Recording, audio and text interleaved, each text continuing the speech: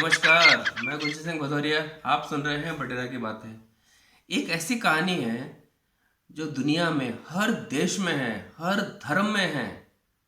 Bible में है, कुरान में है, जापान में है, हमारे देश में हर राज्य में है, हर भाषा में है, हर प्रांत में है। पता है वो कहानी क्या है? डोंट लुक बैक, पीछे मुड़ के मत देखो। बाइबल में जब गॉड सदोमा और गोमराह की सिटी को डिस्ट्रॉय कर रहे थे, तब वे लॉर्ड्स एंड उसकी फैमिली को कहते हैं कि पीछे मुड़ के मत देखना इस विनाश को। लेकिन लॉर्ड्स की वाइफ पीछे मुड़ के देखती है and she turn into a pillar of salt. Lot's की वाइफ पीछे मुड़ के देखती है तो वह एक सॉल्ट के खंबे के रूप में परिवर्तित हो जाती है। ग्रीक में एक बहुत ही होनहार संगीतकार है ऑर्फियस। वो बहुत ही अच्छा गाना गाता है, बाजा बजाता है। पशु पक्षी पेड़ पौधे सब उसके गाने से मंत्रमुग्ध हो जाते हैं। वह अपनी बीवी एरिडियस से बहुत ज़्यादा प्यार करता है। किसी कारणवश उसकी वाइफ एरिडियस की मृत्यु हो जाती है। वो बहुत दुखी हो जाता है। पेड़ पौधे जानवर पशु पक्षी सब दुखी हो जाते हैं। तो गॉड हेडस उसे एक चांस देता है कि तुम अपनी बीवी को वैतरणी नदी से वापस ला सकते हो। ऑर्फियस वहां जाता है, अपनी बीवी को वापस लाता है, लेकिन गॉड हेडस ये कहते हैं कि तुम्हें पीछे मुड़ के नहीं देखना है। ऑर्फियस जब अपनी पत्नी को ला रहा होता है तब अंधकार होता है, और जैसे उजाले में जाता है उसे ये एहसास नहीं होता है कि उसकी पत्नी उसके पीछे आ रही है। वो पीछे मुड़ के देखता है और उसकी वाइफ वापस बैतरणी नदी के उस पार चली जाती है। डोंट लुक बैक, पीछे मुड़ के मत देखो। जापान में जो पहले जीव थे उनमें से उनकी पत्नी का देहांत हो जाता है, तो भगवान कहते हैं तुम अपनी पत्नी को वापस ला सकते हो। वो वापस लेके आ रहे होते हैं। गॉड ये कहता है कि पीछे मुड़ के मत देखना, लेकिन वो पीछे मुड़ के देखते हैं और उनकी पत्नी भूत एक पिशाच में बदल जाती है। बौद्ध धर्म में एक बहुत ही सुंदर कहानी है। कुछ बौद्ध भिक्षु अपने गुरु के साथ एक नदी को पार कर रहे होते हैं। तभी वहां पर एक नटी आती है, नाचने वाली, खूब सजी होती है वो। उस नदी का पानी ज़्यादा गहरा नहीं होता है, उसको आप पैरों से पार कर सकते हैं। लेकिन वो नटी कहती है कि मैंने लहंगा पहना हुआ है, मुझे दूसरे गांव शो के लिए जाना है, तो क्यों ना आप मुझे गोदी में उठा के नदी को पार करा दें। बहुत भिक्षु कहते हैं नहीं नहीं, हम तो सन्यासी हैं, हम तुम्हें पार नहीं करा सकते। तब वो बौद्ध भिक्षुओं के गुरु से कहती है क्यों ना आप मुझे पार करा दें। तो बौद्ध भिक्षुओं के जो गुरु होते हैं वो उस नटी को अपनी गोद में उठाते हैं और नदी के पार करा के उसको छोड़ देते हैं। वो अपने रास्ते चली जाती है। गुरु अपने शिष्यों को लेके अपने रास्ते चले जाते हैं। उन बौद्ध भिक्षुओं को डाउट होता है कि गुरुजी ने ऐसा क्यों किया। वो सोचते हैं क्या गुरुजी का कोई इसमें उद्देश्य है, लेकिन हम तो सन्यासी हैं, हमें तो किसी नटी को, हमें तो किसी स्त्री को छूना भी नहीं चाहिए। उनके मन में ये बातें बार बार आती रहती हैं।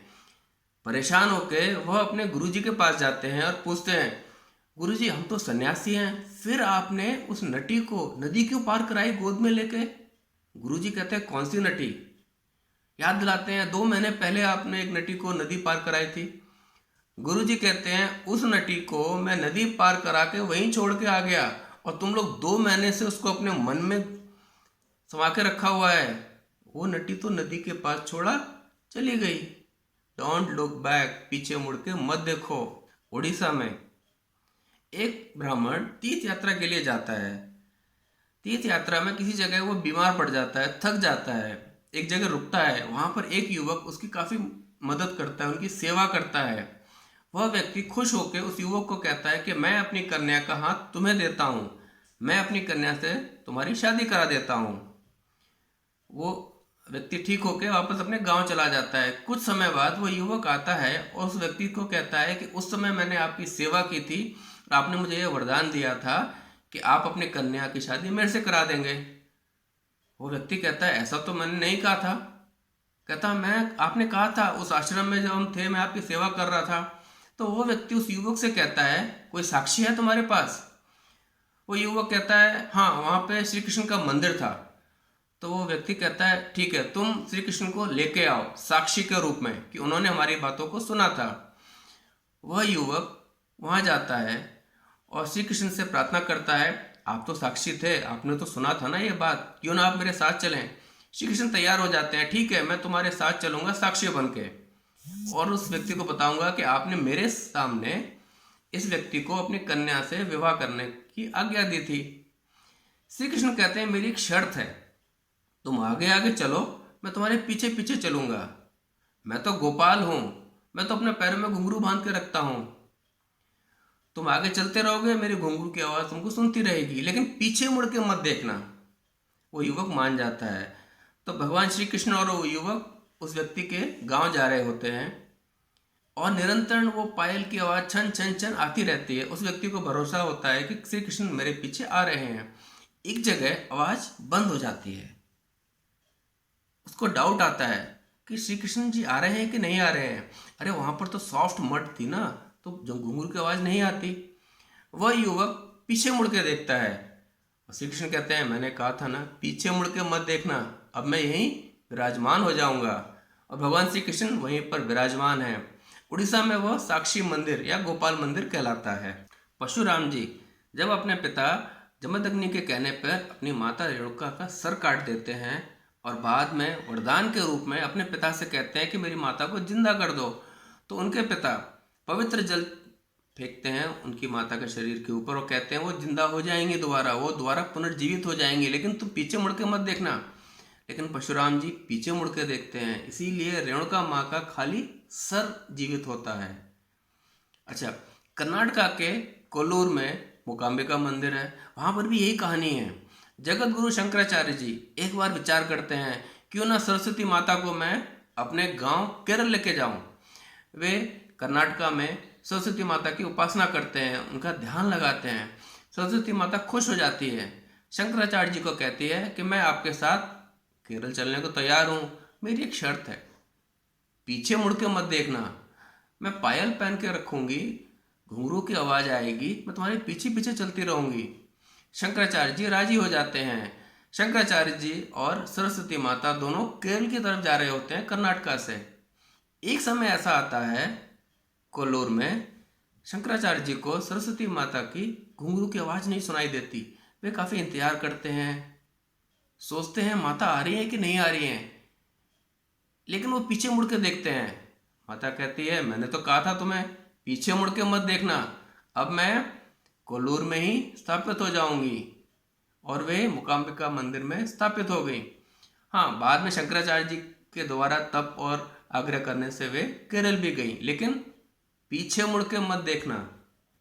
तो आपने देखा, बाइबल में, जापान में, ग्रीक में, हमारे आख्यानों में सब जगह ये कहानी आती है कि पीछे मुड़ के मत देखो।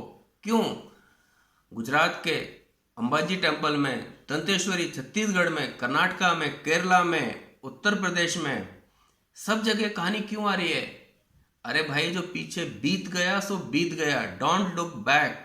पीछे हमारी यादों के पत्थर हैं, भूत हैं, पिलर ऑफ सॉल्ट है। जो हो गया सो हो गया, अब आगे बढ़ो, पीछे मुड़ के मत देखो। पीछे क्या है? पत्थर हैं, पुरानी यादें हैं, उनका वापस तो नहीं ला सकते। तो नया साल में आगे का सोचो। इस साल जो हो गया सो हो गया, हम कुछ नहीं कर सकते।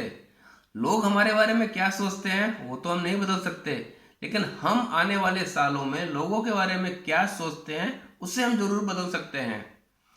भूल होना प्रकृति है, भूल को मान लेना संस्कृति है, सुधार लेना प्रगति है। Progressive life is to accept mistake and not repeat and improve. तो पीछे मुड़ के नहीं देखना है। पीछे डेथ है, स्टोन है, पुरानी यादें हैं, उनका भार क्यों नए साल में ढोओगे? आप इसे सब्सक्राइब करें, शेयर करें।